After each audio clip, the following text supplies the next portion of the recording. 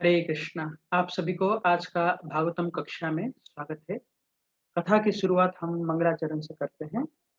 ओम अज्ञानतिमिरन्धस्य ज्ञानाञ्जनाशलाकया चक्षुरुन्मिलितं येन तस्मै श्रीगुरवे नमः।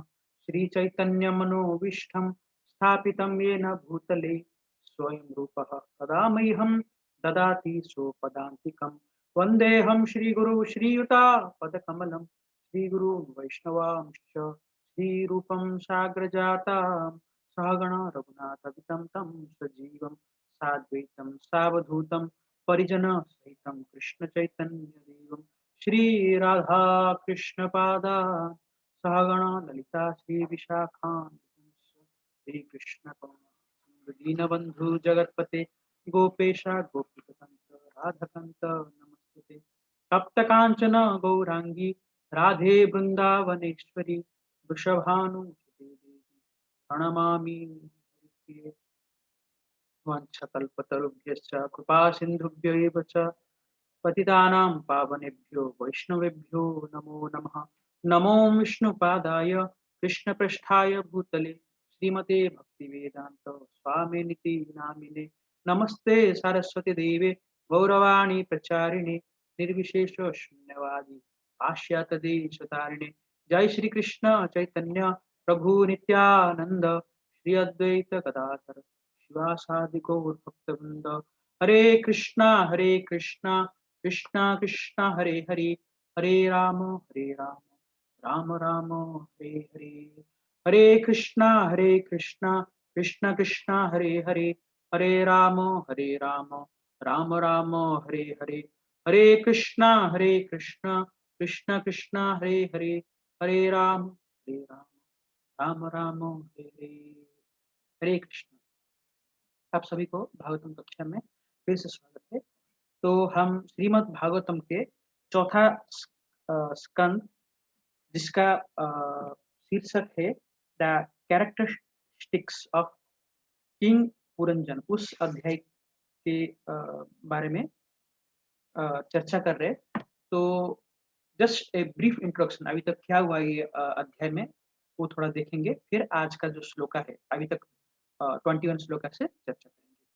सो हमने इस अध्याय में देखा था कि प्रचेतास एंड किंग प्राचीन भरिसात, प्राचीन भरिसात का आदेश मानते हुए प्रचेतास तपस्या करने के लिए जाते हैं और तपस्या करके शिव जी से उनका मिलते हैं और शिव जी को स्तुति वगैरह अर्पण करते हैं। तो शिव जी से स्तुति करने के बाद शिव जी वो जगह से चले जाते हैं। फिर प्रचेतास वगैरह जो है ऐसे तपस्या करते समय उनके जो पिता जो है प्रचिना भारीसात क्या है, वो विविध प्रकार के कर्म कांड यज्ञ से और कार्य से ऐसे लिप्त रहते हैं। तो उनको उद्धार करने के लिए नारद मुनि प्रण करते हैं और वहां पहुंचते हैं। फिर नारद मुनि किंग प्राचीन भरिसात, जो राजा प्राचीन भरिसात है, उनको पूछते हैं कि what do you desire to achieve by these karmas, ऐसे आप कर्मकांडी कर्म योग करके इससे आप क्या प्राप्त कर रहे हो करके सोच रहे हो। फिर जब नारद मुनि से ऐसे उनसे मिलते हैं, प्राचीन भरिसात नारद मुनि को प्रश्न करते हैं और बोलते हैं कि please instruct me in pure knowledge, शुद्ध ज्ञान का मुझे प्रकाश कीजिए, मुझे मार्ग दिखाइए करके। ठीक है, क्यों मेरा जो बुद्धि जो है वो कर्म से लिप्त हुआ है और मैं एक्चुअल जो लाइफ का अल्टीमेट गोल जो है वो अभी तक मैं जान नहीं पाया हूँ। तो इसलिए मुझे ऐसे जो एंटेंगलमेंट, हाँ, इसमें जो बंधा हुआ हूँ, मुझे इससे शुद्ध ज्ञान के माध्यम से बाहर निकालिए, ऐसे करके किंग प्राचीन परिषद रिक्वेस्ट करते हैं नारद मुनि को। तो उनका ऐसे क्या बोलते हैं, रिक्वेस्ट को सुन के नारद मुनि एक कथा बताते हैं। ठीक है, वो कथा क्या है? Narad narrates stories of king Puranjan. एक राजा पुरंजन करके हैं, उनके बारे में एक कथा बताते हैं। तो वो कथा अब हम चर्चा कर रहे हैं। कल चर्चा किया था। तो एक्चुअली क्या है, ये स्टोरी जो है इट्स नॉट एक्चुअल स्टोरी है, एक एलेगोरिकल, एक्चुअली ये कथा जो है ये प्राचीन भारी सत्य का ही कथा है। लेकिन एक एलेगोरिकल वे में किसी को एक रिप्रेजेंट करके कोई एक चीज़ को हम बताते हैं, तो एक बहुत ध्यान से उसको उस स्टोरी को हम सुनने की प्रयास करते हैं। तो नारद मुनि अपने बुद्धि के प्रयोग करके सो एक एलेगोरिकली वे में किंग प्राचीन भारत शक्ति और ये हम सभी का, हाँ, एक साधारण मनुष्य का, मानव जगत का जो नित्य कार्यकलाप है, उसको ही वो किंग पुरंजन के माध्यम से हमको समझाने की कोशिश कर रहे हैं। तो अभी तक हमने देखा था कि ये किंग पुरंजन जो है, तो ऐसे सारा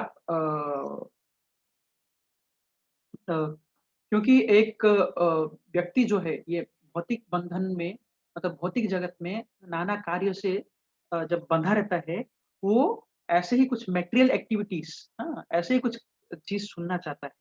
तो इसलिए नारद मुनि जो है ये किंग पुरंजन की कथा बताते हैं, ठीक है? लेकिन ये कहानी जो है हम साधारण मानव या किंग प्राचीन भारी उन्हीं से रिलेटेड कथा है। तो फिर सबसे पहले बताते हैं कि बृहत श्रव एंड अभिज्ञात, ये 2 व्यक्ति जो है, बृहत श्राव जो है, पुरंजन का जो एक्टिविटी है, जो पुरंजन राजा जो है, उसका जो कार्य जो है, इट इज़ सेलिब्रेटेड, हाँ? तो मतलब सब जगह वो प्रचार प्रचार है, प्रचारित है।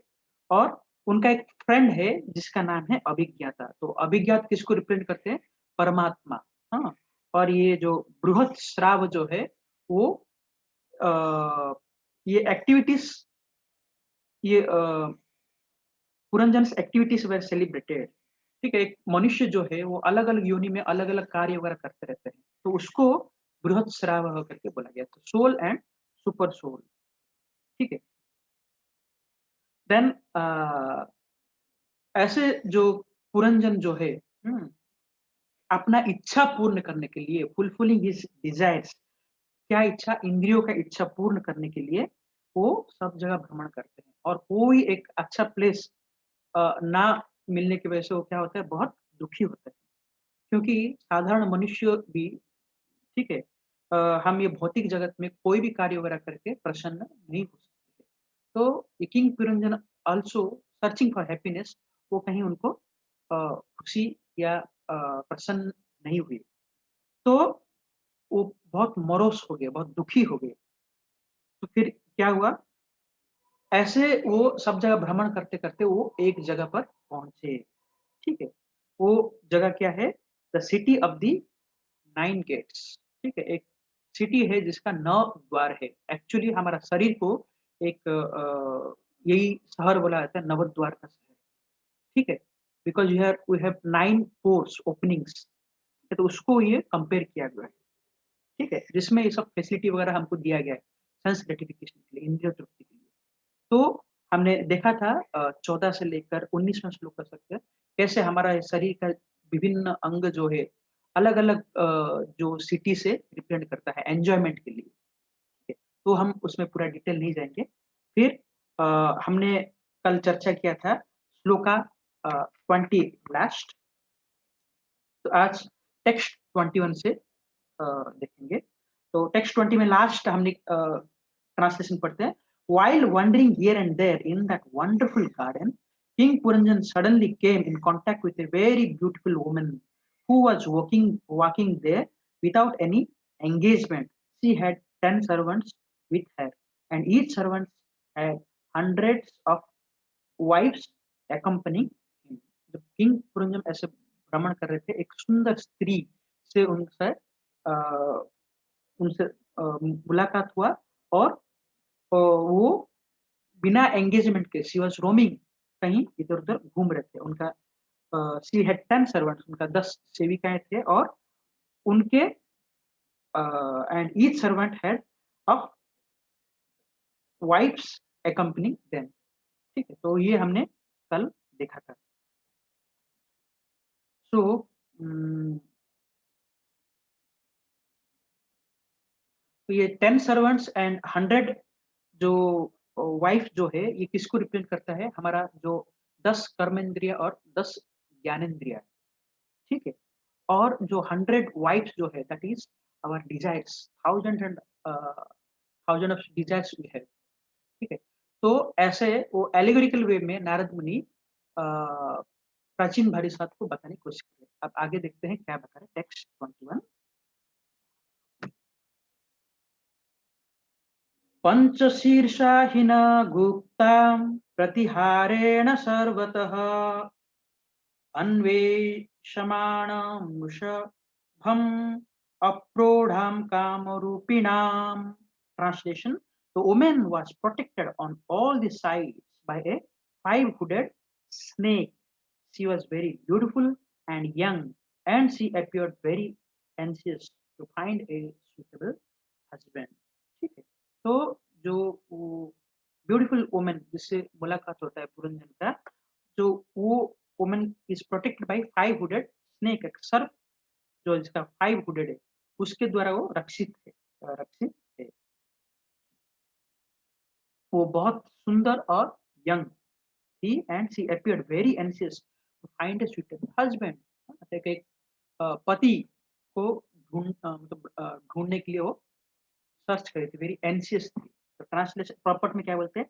The vital force of a living entity includes the five kinds of the air working with in the body which are known as prana, apana, vyana, samana, and udana. A vital force is compared to a serpent because a serpent can live by simply drinking air. The vital force carried by the air is described as pratihara or the bodyguard. Without the vital force, one cannot live for a moment. Indeed, all the senses are working under the protection of the vital force. The woman who represents intelligence was searching after a husband. This indicates that intelligence cannot act without consciousness. A beautiful woman is useless unless protected by a proper husband. So, intelligence must always be very fresh. Therefore, the word aprudham, very young, is used here. Material enjoyment means utilizing the intelligence for the sake of rupa rasagandha sabda sparsha or a form और form, taste, smell, sound and touch. ठीक है? तो यहाँ बहुत अच्छे से ये बताने की कोशिश कर रहे हैं कि जो फाइव हुडेड स्नेक जो है वो क्या है, वो है वाइटल लाइफ फोर्स, जो प्राण जो है, अभी हमने जो चर्चा किया, प्राण, अपान, व्यान, समान और उदान, ये पांच जो है वो फाइव हुडेड जो स्नेक जो है and beautiful and young lady. ठीक है? तो उनको किसके साथ कंपेयर किया गया? कॉन्शियसनेस के, इंटेलिजेंस, इंटेलिजेंस के से साथ कंपेयर किया गया and she wants to find a husband and husband को किसके साथ कंपेयर किया गया? कॉन्शियसनेस।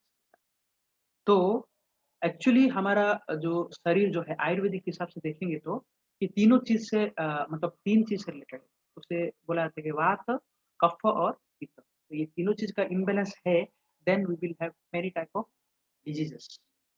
ठीक है? सो जैसे कफ़वाल व्यक्ति जो है दे फील गिडीनेस, एंड जो भी वो प्रसाद लेते हैं, जो भी लेते हैं, व्हाटएवर फूड दे टेक वो एज़ अ फैट स्टोर हो जाता है।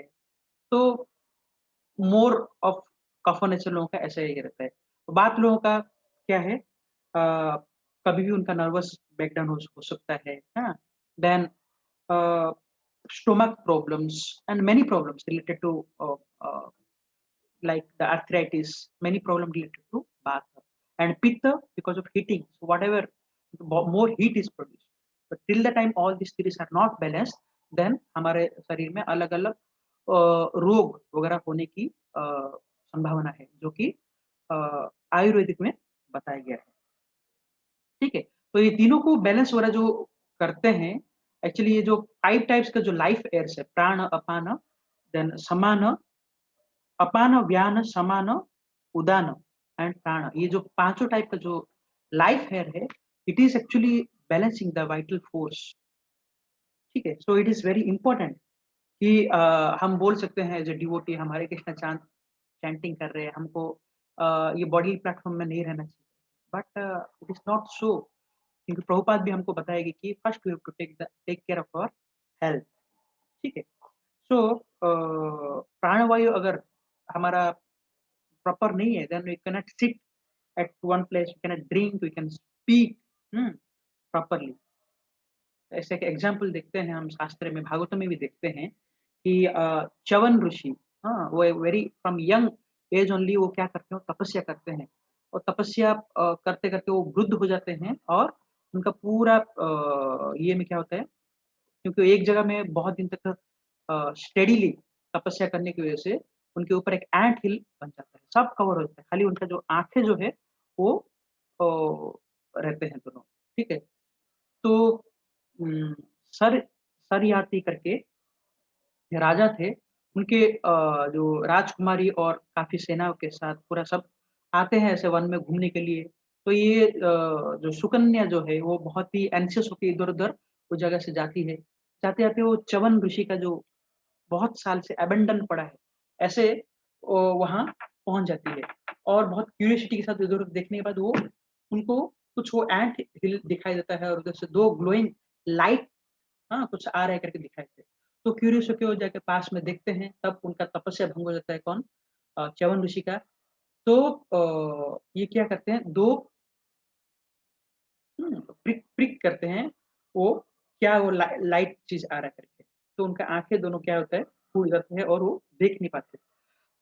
तो इससे च्यवन ऋषि बहुत ही क्या बोलते हैं, कष्ट होता है, आँखों से ब्लड निकलते हैं और वो क्या करते हैं, सारे उनका जो राजकुमारी थे और अ, सेना थे, सबको क्या करते हैं, तुरंत उनका प्राणवायु जो है, उसको इम्बैलेंस कर देते हैं। तो they are not able to do the bodily functions और जो जितने भी प्रिंसेस के सेविकाएँ थे, उनको तुरंत उनको हंसबेक कर देते हैं ऐसे, उपजा टाइप का, ठीक है? तो इट्स सो इम्पोर्टेंट कि प्राणवायु बैलेंस होना बहुत ज़रूरी है, ठीक है? सो अ खाली फिजिकली नहीं है, internally also you have to be very much healthy, ठीक है? सो तो ये जो कॉन्शियसनेस है, हाँ? इंटेलिजेंस जो राजकुमारी जो है, मतलब ये स्त्री है, वो क्या है, एक हस्बैंड को ढूँढने के लिए प्रयास करती है। तो हस्बैंड को किसके साथ कंपेयर किया गया? चित्त, कॉन्शियसनेस, ठीक है? तो हम भागवतम में, भगवद गीता में मेनी प्लेसेस पे पढ़ते हैं कि तो ये जो there is something called consciousness, हाँ, जब तक शरीर में आत्मा है, तब तक पूरा बॉडी में कॉन्शियसनेस है, ठीक है? सो अ, क्योंकि हम बॉडी में कोई भी पार्ट में अगर पिंच करेंगे, हाँ, कोई भी पार्ट में अगर एक अ, कुछ भी स्पर्श करेंगे तो पूरा बॉडी में वो कॉन्शियसनेस प्रिवेल रहता है, ठीक है? सो अ तो बहुत सारा रिलिजन में बहुत सारा जगह पर बोलते हैं कि ओनली मैन हैव कॉन्शियसनेस, बाकी प्राणियों में थोड़ी है, ऐसे करके बोलते हैं। But it is not like that. We see that एक काऊ, हाँ, गाय वगैरह जो है उसके पास में जाके प्यार करेंगे करेंगे तो हग करेंगे तो it also tries to come closer and प्रयास करती है कि हमारे पास में और आने के लिए, हाँ? तो but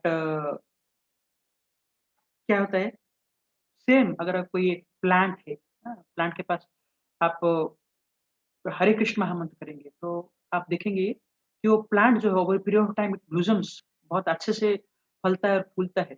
you will see the ग्लेज़ in that plant, ठीक है? तो डिफरेंट टाइप ऑफ कॉन्शियसनेस है। कम कभी कम है, कोई ज़्यादा किसी में कॉन्शियसनेस ज़्यादा है। उस बेसिस में हम डिफरेंशिएट कर सकते हैं, बट सभी में कॉन्शियसनेस है तो सही, ठीक है? सो बट वही प्लांट के सामने आप कुछ ऐसे इग्नोरेंट मोड का कुछ म्यूज़िक लगाएँगे, कुछ ये करेंगे, इट विल डाई, ठीक है? ये प्रूव हो चुका है, ठीक है? So every living entity whether it is tree और it is an animal, bird और मैन, दे हैव कॉन्शियसनेस, ठीक है? सो अ, तो यहाँ बताया गया कि ये सोल जो है that is like a husband and intelligence is like an woman and uh जो वुमेन को जो है प्रोटेक्ट करने के लिए we have to have good consciousness, ठीक है? सो इस कलयुग में जो है मैक्सिमम सारे व्यक्ति वगैरह जो है ऑल हैव डेमन प्रोपेंसिटी, ठीक है? So man is better than woman, ये काफ़ी बार एक विवाद का चर्चा है।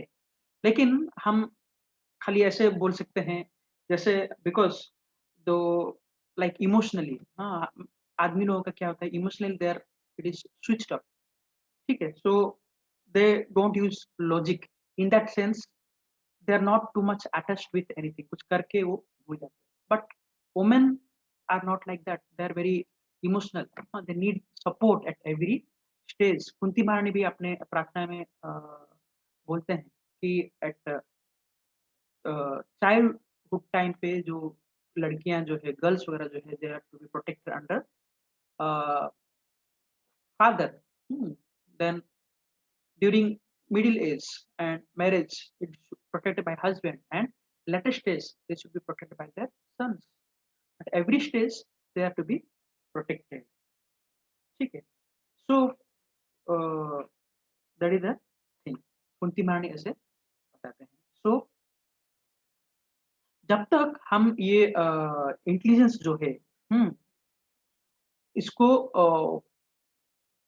मतलब कभी भी फुल इंडिपेंडेंस देना नहीं चाहिए, because intelligence is compared to the woman like that for our spiritual advancement it should not be anytime given independence, ठीक है? So तो हमेशा प्रयास करना चाहिए कि where the intelligence should be applied, हाँ, देन किस टाइप का डिजायर वगैरह हमें नर्चर करना है, ठीक है? Then it will act in the right direction. Actually intelligence is not spiritual, ठीक है? It's like a woman who is not protected, ठीक है? सो अभी हम बहुत ये चर्चा करते हैं फेमिनिस्ट मूवमेंट वगैरह या वुमेन एम्पावरमेंट वगैरह, ठीक है? So it is what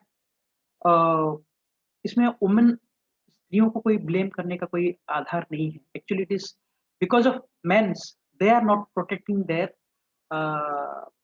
wives, their daughters, so their mothers. That's why this thing has come up. Earlier stage ये नहीं था. They were well protected at every stage. ठीक है? सो लाइक एक गाय के केस में भी देखते हैं ना, एक गाय को अगर हम बहुत अच्छे से लालन पालन करते हैं, बचपन से उसको रखते हैं, सब ध्यान देते हैं, तो गाय को ज़्यादा प्रयास करने की ज़रूरत नहीं मिल्किंग करने के लिए या कुछ गाय के साथ हमारा अच्छा ये रखने के लिए। बट वही दूसरा गाय वगैरह जो है, जो जैसे आजकल हो रहा है, एक गाय को दूसरे जगह पर भेजा जा रहा है, दूसरी जगह से तीसरी जगह पर भेजा जा रहा है। There is no particular owner. In that cases आप देखेंगे वो गाय वगैरह जो है बहुत एग्रेसिव रहते हैं। ठीक है? So like that uh, if they are nurtured very caringly from the earliest stage, तो ये सब चीज़ कुछ ज़रूरत नहीं है। ठीक है? सो फाइनली यही है कि intelligence should be protected by A good consciousness. Woman should be protected by a husband, ठीक है? सो नहीं तो व्हाट विल हैपन, जैसे हम देखते हैं कि ये दुष्ट कीड़ा ये सब चीज़ें महाभारत में हम लोग देखते हैं।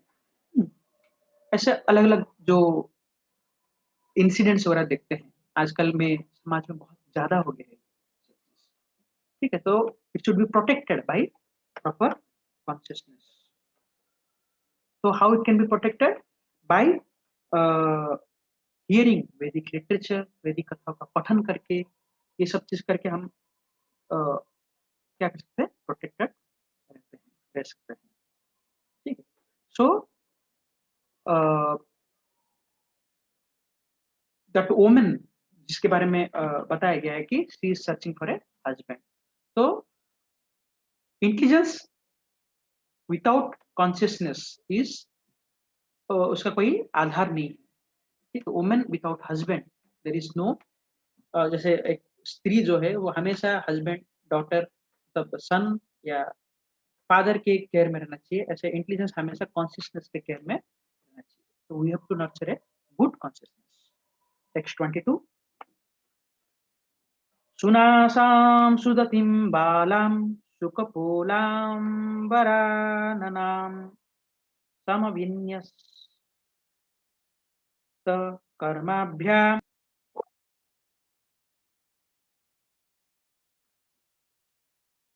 हरे कृष्णा, क्षमा कीजिएगा, इंटरनेट डिस्कनेक्ट हो गया था। तो हम चर्चा करते हैं टेक्स्ट 22।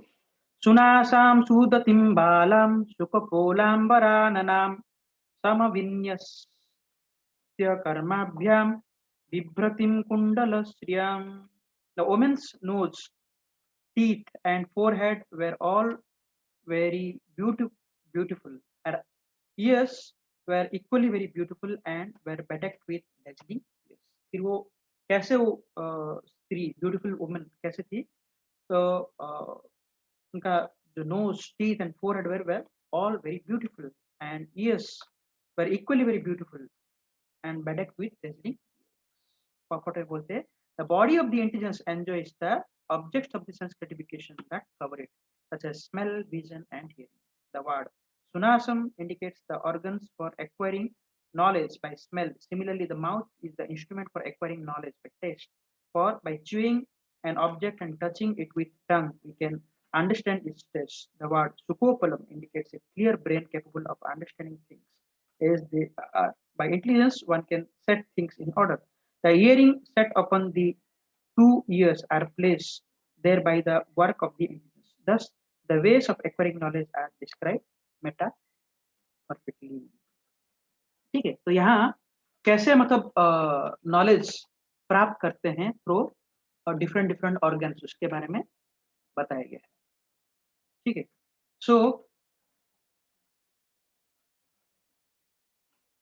लाइक हमारा जो नोज जो है उसके बारे में sense of smelling and teeth sense of taste by chewing हम करते हैं। And through forehead, forehead actually क्या है, इंटेलिजेंस से माना जाता है, क्लैरिटी ऑफ इंटेलिजेंस। एंड जो earrings with ears with dazzling earrings, उसको किसका कंपेयर किया है, ability to understand the meaning of the scripture concerning enjoyment and liberation. ठीक है, तो स्क्रिप्चर को अंडरस्टैंड करने के लिए,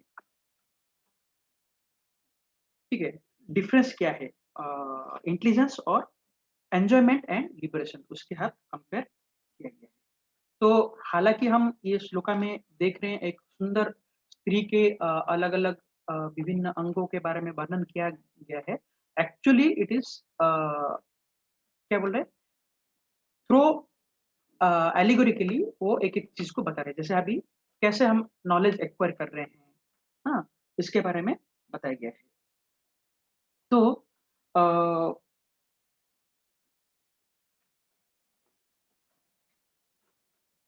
तो अभी हम देख रहे थे कि इंटेलिजेंस जो है इट शुड नॉट बी कभी भी उसको खाली इंडिपेंडेंट छोड़ना नहीं चाहिए, should be controlled by consciousness. तो जैसे हम भगवत गीता में भी देखते हैं, the consciousness is covered by three types of layers. एक तो fire covered with smoke, second mirror covered with dust, and third womb embryo covered with womb. ठीक है, थ्री टाइप ऑफ कॉन्शियसनेस है, जो कि मतलब आप बोल सकते हैं कि fire is there and through smoke we can see कि मतलब फायर है करके, वी कैन आइडेंटिफाई। तो लिटिल स्पार्क या लिटिल एयर ब्लो करेंगे तो फायर विल बर्न। सो ये कंपेयर किया गया कॉन्शियसनेस। सेकेंड लेवल में कॉन्शियस जो है, mirror covered with dust, mirror is there, dust covered, we cannot see, we cannot perceive, but fire and smoke के माध्यम से we can perceive। and third जो है, that is compared to embryo and in the womb, that we cannot see, like in a dark room अगर light बंद हो गया we cannot see ourselves, like that in embryo covered with womb we cannot uh, see ourselves। तो ये different type of consciousness है। ठीक है, सो तो ऑलवेज जो है ये